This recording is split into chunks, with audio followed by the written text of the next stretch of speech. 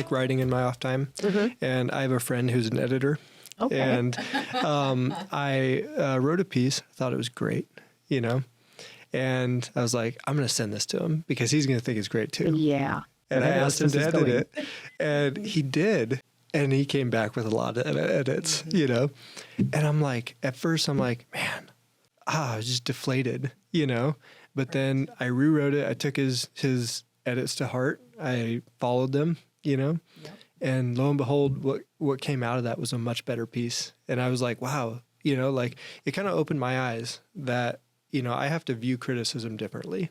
Would I rather be told, you're doing a great job, or would I actually do a great job? Because they're not the same thing all the time. They're not. And the critic makes the difference, right? So if it's someone who really cares about you, like your friend who's editing your writing, he wants you to be successful. And that's what we need in our leaders. We need leaders who aren't afraid to step up and say, I listened to that phone conversation. It might have gone a little bit better if you would have done this in the beginning instead of that. I want that person to be successful. So I'm willing to step out and give them that kind of feedback, criticism, so that they can be stronger the next time.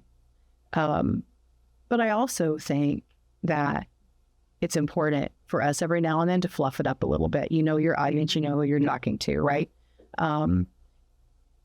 The other side of that, though, is being willing to accept it.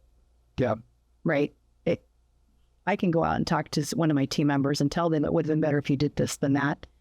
I might not be able to do it as soon as they hang up, because if I walked out and said that to you and you had been up all night with a toddler and really didn't know if you were even going to come into work today because all the things you had on your plate, probably not the right time, and you wouldn't be as accepting of it.